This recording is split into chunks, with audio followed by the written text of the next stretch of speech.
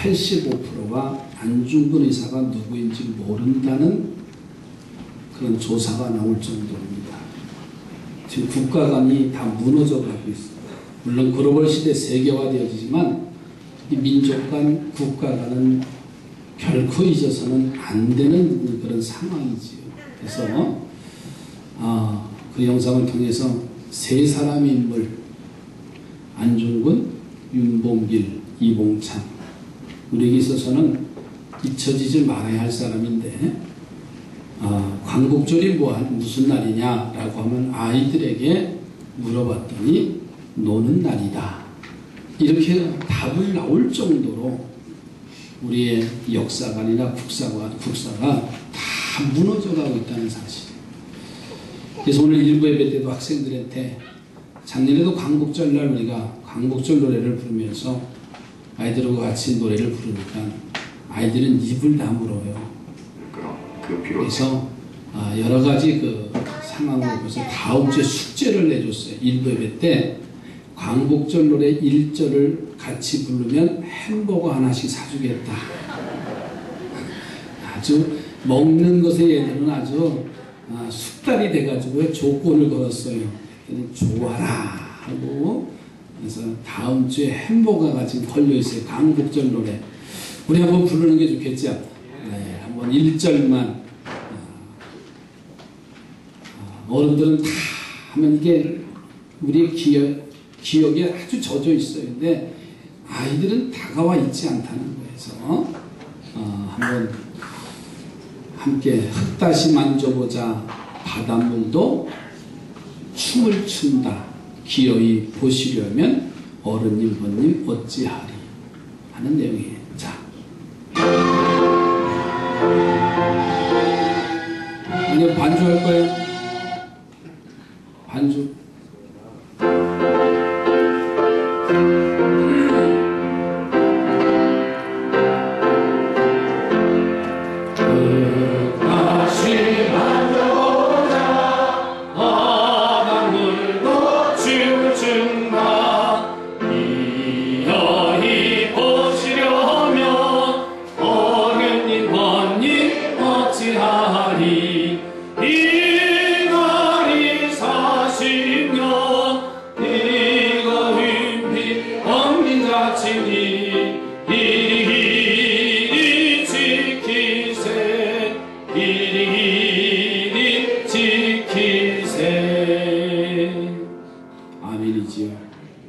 우리 가슴 속에 나라와 민족을 위해서 기도하는 일이 얼마나 소중한가. 남북이 지금 대처하고 있고요. 그렇기 때문에 우리는 믿음의 사람들은 지금 더 정신 차려야 하지 않으면 미래의 보장이 없다는 사실이에요. 광복 70주년에 진정한 자유와 해방의 기쁨을 누리기를 주의 이름으로 축복합니다. 오늘 본문에 보면 이스라엘에서 양을 기를 때는요, 유목을 합니다. 풀이 있는 곳, 초원을 찾아서 양들이 이동을 하지요. 그런데 양들이 혼자 이동하는 것이 아니라 반드시 목자가 함께 동행을 해야 됩니다. 목자가 동행하는 이유는 밤낮으로 이제 들짐승들이 이 양들이 이동하는 곳을 공격하기 때문에 목자가 밤낮을 가리지 않고 양을 지켜야 됩니다. 양에게 있어서 목자는 생명 그 자체입니다. 본문에 하나님이 나의 목자라고 하는 의미는 바로 그런 의미예요. 하나님이 곧 나의 생명의 근원이시고 하나님이 나의 보호자시고 좋은 것을 주시는 절대 공급자라고 하는 말씀을 지금 하고 있습니다. 어느 목사님이 다른 교회 여성계 허심예배 설교를 초대받았어요. 그래서는 본문과 설교 제목을 알려달라는 전도사님의 전화를 받습니다. 그래서 시편 23편 1절로 6절의 말씀을 본문으로 정했고, 그리고 말씀의 제목을 여호와는 나의 목자시니 알려줬습니다. 그랬더니 전도사님이 그 다음은요? 하고 묻는 거예요. 아마도 그 다음 덧붙일 말이 있는 줄로 아마 생각한 모양이에요. 그래서 목사님은 그 전도사님이 전화를 받고 그거면 됐지 뭐 그 다음이야 이렇게 말해요. 여호와는 나의 목자시니 했더니 그 다음에 뭐 내게 부족함이 없다든가 어떤 덧붙일 말이 있는 줄 알고 물었더니 그 다음은 그거면 됐지 뭐가 그 다음이야 이렇게 물었어요. 여호와가 나의 목자시면 됐지 뭐가 더 필요하겠습니까? 그런데 예배 시간에 주일날 이제 오후에 초대를 받아서 예배 시간에 가서 이제 가서 주보를 다 보니까는 주보의 제목이 나와 있대요. 여호와는 나의 목자시니 그거면 됐지 뭐가 그 다음이야. 이제 설교 제목이 하나님이 목자시면 더할 나위 없이 충족함이지. 거룩한 성전에 모인 오늘 이 아침 목자이신 하나님과 그분 안에 있으면 부족함이 없는 복을 누리기를 주의 이름으로 축복합니다. 그래서 오늘 말씀의 제목을 여호와는 나의 목자시니 아멘이지요. 그런데 거기다 덧붙이잖아요. 그거면 됐지 뭘 더 그 다음이야 하고 우리 생각 속에 늘 아마 생각이 날 거예요. 여호와는 나의 목자시다. 여러분 강복절의 기념을 통해서도요 우리에게 선포된 것은요 여호와는 나의 목자이시기 때문에 교회가 일어났고 그 자율에서 모진 핍박하라고 선녀들이 피 흘리기까지 일본이 항복하기까지 세계 여러 나라를 통해서 하나님은 자유케 하시는 그 기쁨을 우리에게 안겨주셨어요. 여호와는 나의 목자시니라고 할 때 인도하시는 하나님의 복을 누립니다. 오늘 1절 2절 말씀해 보세요. 여호와는 나의 목자시니 내게 부족함이 없으리로다. 그가 나를 푸른 초장에 누이시며 쉴만한 물가로 인도하시는도다. 내 영혼을 소생시키시고 자기의 이름을 위하여 의의 길로 인도하시도다. 여러분 시편 23편의 말씀은 우리에게 가장 많이 내가 접하고 있는 우리가 접하고 있는 그런 말씀 아니에요. 그런데 여호와 하나님이 나의 목자시냐고 말이에요. 여호와 하나님이 나의 목자시면 우리를 인도하신다고 했어요. 좋은 곳으로. 아멘이지요. 좋은 곳으로 인도하실 줄로 믿습니다. 본문의 다윗은요 푸른 초장과 쉴만한 물가로 목자이신 하나님이 자신을 인도해 주신다고 찬양을 하고 있습니다. 양에게 있어서는 물과 이제 푸른 생명의 양식입니다. 그러니 그런 푸른 넉넉한 곳으로 목자가 인도해 주실 때 가장 행복한 거예요. 물은 동식물이 살아가는 원동력입니다. 모든 동물들과 식물들이 물을 중심으로 모여서 살아가니 그 물이 있는 시냇가로 인도함을 받을 때 가장 행복한 거예요. TV를 통해서 동물의 왕국 저 아프리카 그 평원에서 동물들의 그 이동하는 모습을 보면요 그냥 이동하는 게 아니에요. 그들이 먹어야 할 양식 풀을 찾아서 그 초원이 있는 곳으로 그리고 물이 있는 곳으로 그 동물들이 이동하는 장면을 볼 수가 있어요. 물과 풀이 넉넉한 곳으로 인도함을 받으니 그보다 더 좋은 인도함이 어디 있겠어요.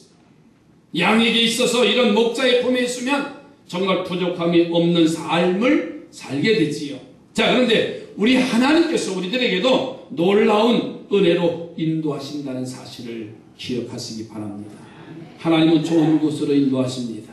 옆에 분은 축복하십시다. 하나님은 좋은 곳으로 나를 인도하십니다. 그렇게 될 줄로 믿습니다. 내 인생의 삶에 좋은 곳으로 인도하시는 하나님. 엔게디라고 하는 지역에 숨어있는 다윗이 주변의 사람들로 인해서 사울에게 밀고를 당합니다. 그래서 사울은 군대를 이끌고서 이 엔게디 골짜기에 숨어있는 다윗을 잡으려고 동원을 시킵니다. 다윗은 갑자기 당한 그런 위기로 인해서 산으로 도망가다가 마지막에는 굴에 숨게 되어집니다. 그런데 그 굴까지, 숨어있는 굴까지 사울이 군대를 끌고 굴 안으로 들어오는 거예요. 막다른 골목에 사울이 조금만 움직이면 다윗은 여지없이 사로잡히게 되어져 있어요. 자, 그런데 사울왕은 군대를 거느리고 와서는 굴 안에 들어와서는요, 군사들에게 무장을 해제시키고 굴 안에서 쉬게 합니다. 그 광야에서 너무나 뜨거운 태양볕에 굴 안으로 들어오니까 얼마나 시원해요. 그래서 다윗을 잡으려고 하는 것을 포기하고 나서 그리고서는 깊은 잠에 빠지게 되어지지. 그런데 불침범도 세우지 않고 깊은 잠에 빠져들었을 때 다윗은 그 잠든 사이에 빠져나와서 위기를 넘깁니다. 여기서 다윗은 목자이신 하나님의 인도하심을 받아요.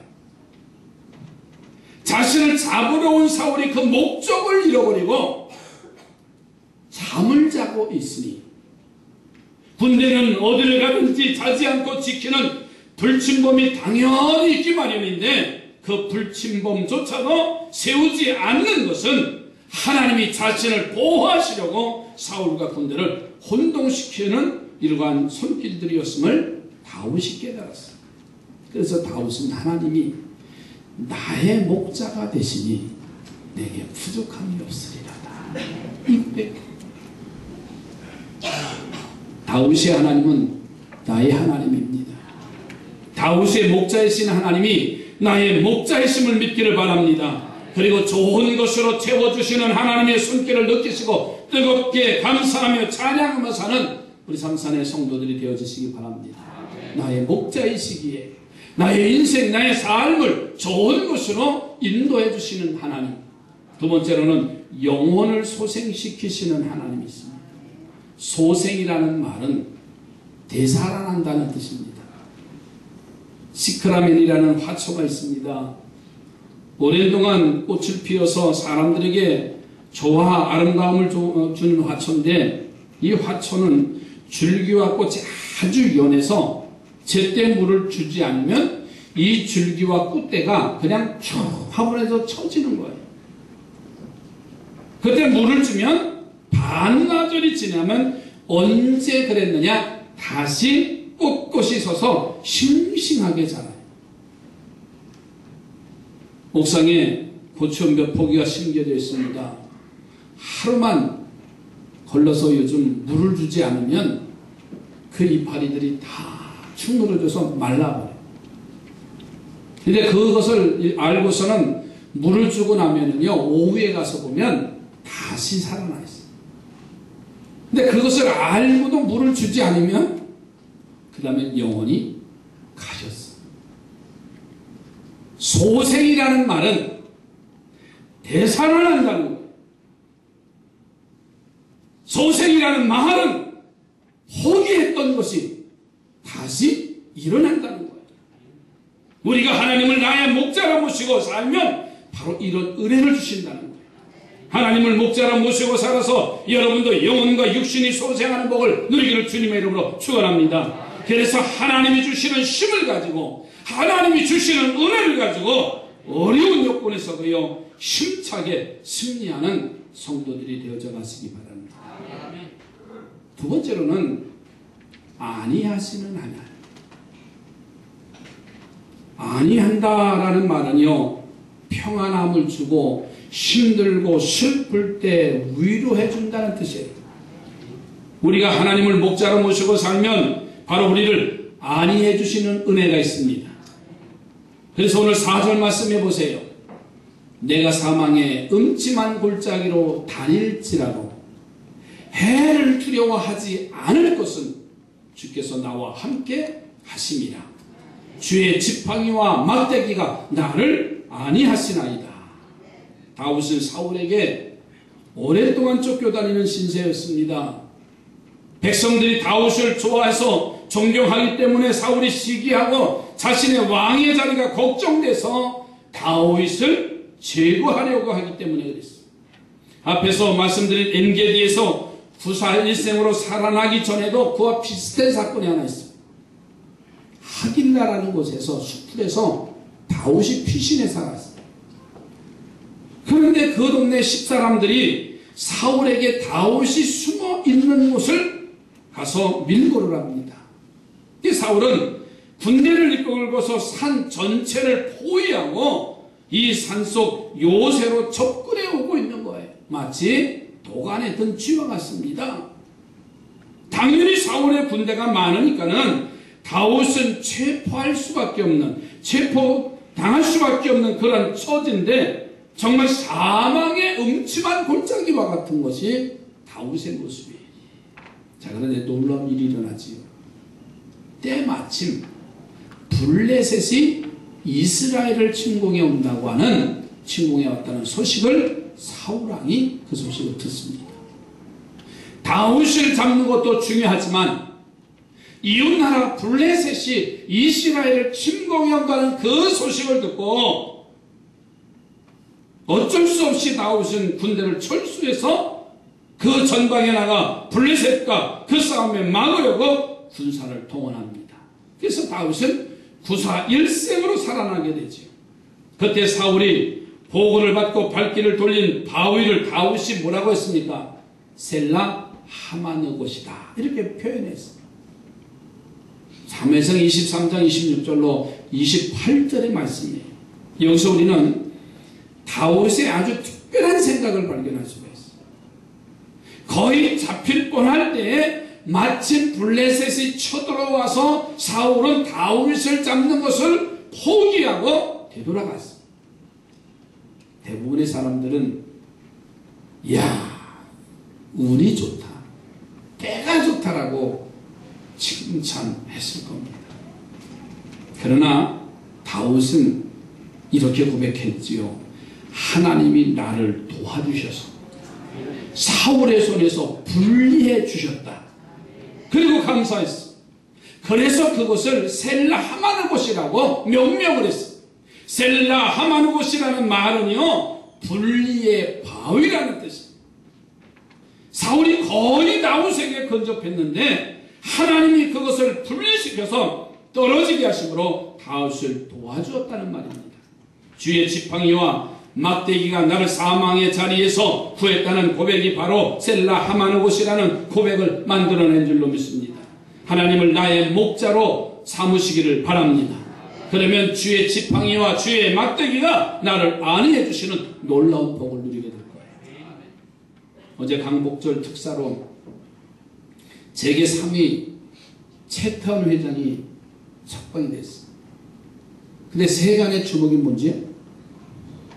그가 성경책을 들고 나온 장면이 카메라에 잡혔어요.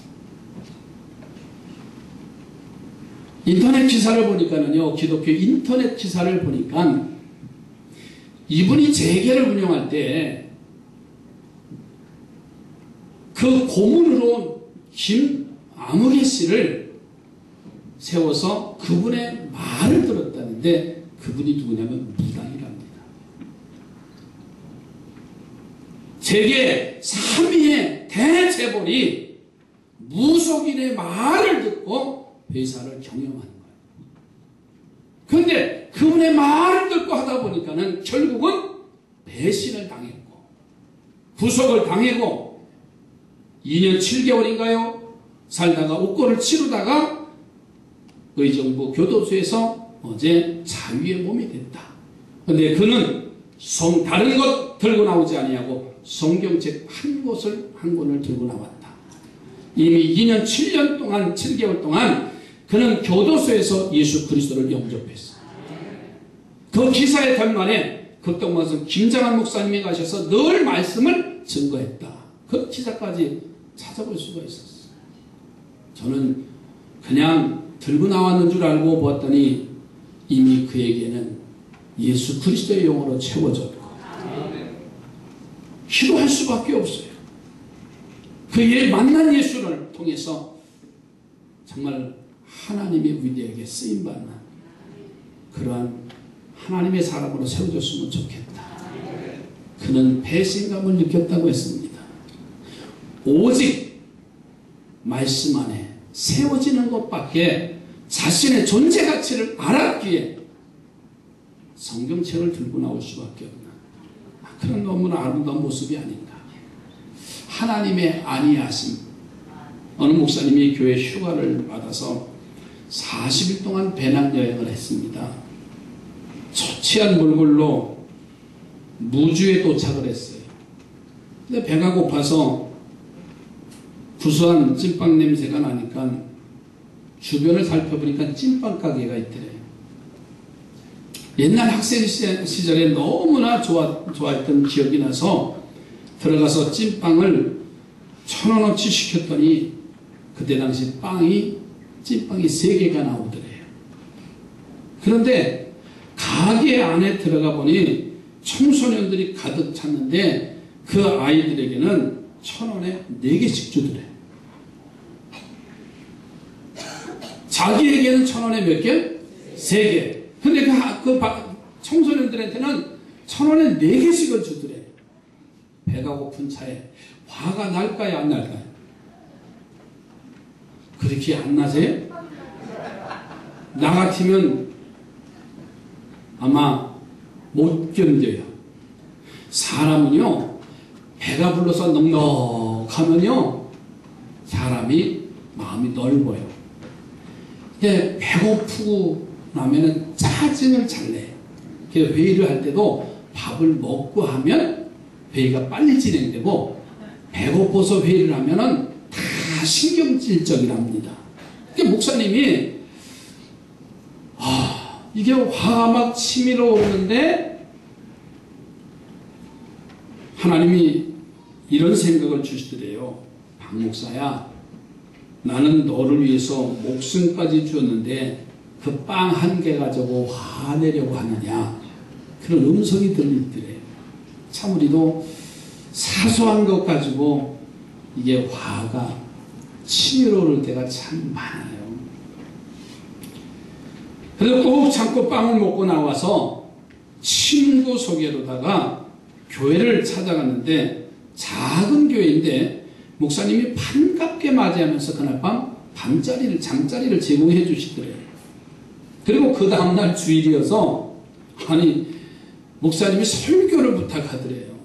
목사가 이제 대답을 하고서는 말씀을 증거하고 났는데, 예배 마치고 났는데 이 담임 목사님이 한 부부를 데리고 와서 인사를 시키더래요.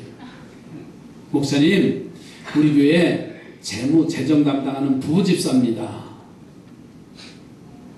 소개를 받고 보니까는 놀랍게도 빵가게 주인이더래요. 여러분들 많은 생각이 지금 날 거예요. 빵가게 주인 집사님이요. 너무나 놀라서 인사를 하는데 그분들이 이렇게 말하더래요. 목사님, 오늘 많은 은혜 받았습니다. 어제 저희 가게 오셨지요? 목사님이신 줄 알았더라면 잘 대접해야 되는데 죄송합니다. 진작 내게 주지. 대신 저희들이 오늘 목사님 점심을 대접해 드리겠습니다. 그리고 점심을 잘 대접받았대요. 여러분, 그때 목사님은 하나님이 자신을 안위해 주시는 복이 충만하게 임하는 것을 느꼈대요. 만일 빵 1개로 뭐 했으면, 싸웠으면 그분들이 그 주일날 말씀의 은혜를 받았겠어요? 못 받았겠어요? 아마 그 목사님 얼굴을 보는 순간 재수없어, 아마 이랬을는지도 몰라요.